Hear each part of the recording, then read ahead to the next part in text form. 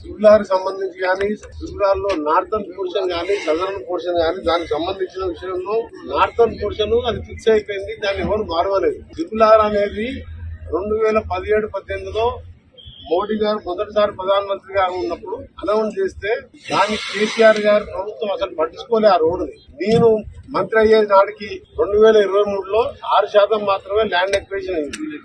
ఇది రైతులతో కాన్సెంట్ అయింది. ఇవాళ 96%, 97%కి రైతులను ఒప్పించడం. రాయగిరి 2-3 ప్రాంతాలలో వాళ్ళని కూడా పిలిచి మాట్లాడడం మీకు ఎక్కడ అన్యాయం జరగదు. మీ పక్షాన నేను అప్పుడు ఎంపీగా ఉన్నప్పుడు కూడా ధర్నా చేసిన, ఈ ప్రాంత ఎంపీగా ఉన్నప్పుడు ధర్నా చేసేవాళ్ళు మీకు ఎక్కడ నష్టం జరగనీయం అని చెప్పి మాట్లాడితే వాళ్ళు కూడా ఓకే అని చెప్పి ఒప్పుకున్నారు. వాళ్ళది కూడా రేపు ఇప్పుడు మున్సిపల్ లిమిట్ల మార్కెట్ ప్రకారం క్యాల్కులేట్ చేసి ఆ తర్వాత మన ఆర్బిట్రేషన్ లో కలెక్టర్ దగ్గర 300కి 400%, 500% పెంచిపించి వాళ్ళకు కూడా న్యాయం చేస్తామని చెప్పి వారికి హామీ ఇస్తే వారు కూడా ముందు పోనీ సార్ మాకేం సంబంధం లేదు. దాన్ని ఇప్పుడు ప్రైమ్ మినిస్టర్ గారి దగ్గర ఉన్నది. క్యాబినెట్ లో సబ్ కమిటీలో పెట్టిన తర్వాత క్యాబినెట్ లో పెట్టి అది గతంలో 4 లేన్ ఉండే 2035 నాటికే 4 లేన్ ఫుల్ అవుతుంది. దాన్ని 6 లేన్ చేయాలని మళ్ళీ డిపిఆర్ మార్చినాం.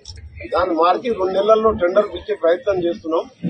డిసెంబర్ లోపు నార్థన్ సంగారెడ్డి నుంచి భువనగిరి చౌటుపల్లికి వచ్చే వరకు డిసెంబర్ లో టెండర్లు అవుతాయి.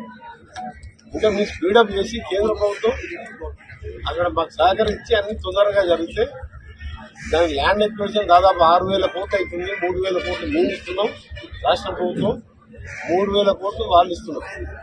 మా దాంట్లో అకౌంట్లో ఆల్రెడీ 100 కోట్స్ మేము అడుకోకే లోన్ తీసుకున్నాం. మీలో 3,000 కోట్లు లోన్ కూడా క్లియర్ అయింది. కేంద్రం కూడా ఫస్ట్ 100 కోట్లు ఫస్ట్ ఇచ్చిండ్రు. మన నేషనల్ హైవే ఆఫీసర్ సీఎం గారి దగ్గర నేను సీఎం గారు ఢిల్లీకి వెళ్ళి ఆఫీసర్ నుంచి గడ్కరీ గారిని కలిసిన తర్వాత వారందరినీ ఆఫీసర్ పంపిస్తే రివ్యూ చేసి వాళ్ళు కూడా వెంటనే రిలీజ్ చేయమని చెప్పినాం. మొత్తం అమౌంట్ వచ్చినట్టయితే 1-2 నెలల్లో ల్యాండ్ ఎక్విజిషన్ రైతులకు ఇవ్వడం జరుగుతుంది. అక్కడ కూడా నర్సాపూర్ కానీ ఆ ఏరియాలో తుర్కపల్లి కానీ ఆ ఏరియాలో కూడా రైతులను ఒప్పించి వాళ్ళు అనుకున్న రేటు వచ్చే విధంగా వాళ్ళు యాక్సెప్ట్ లెటర్ ఇవ్వడం జరిగింది. కానీ సదరన్ పార్ట్ వచ్చే వరకు అలైన్మెంట్ ఒకటి ఇంకా ఫిక్సే కాలే. ఓన్లీ డిపిఆర్ మేము పంపించినాం. డీటెయిల్ ప్రాజెక్ట్ రిపోర్టు ఇంత అవుతుండొచ్చని మేము ప్రాజెక్ట్ రిపోర్ట్ 3 నెలల కింద జూన్ మాసంలో పంపించడం జరిగింది. దాని తర్వాత ఇంకా అలైన్మెంట్ ఎక్కడ కూడా దాన్ని ఫిక్స్ కాలేదు. దాని మీద కన్సల్టేటివ్ కమిటీ కానీ మళ్ళీ నేను సీఎం గారితో మాట్లాడి మినిస్టర్స్ కమిటీ వేయించి ఆ మినిస్టర్స్ కమిటీలో అందరం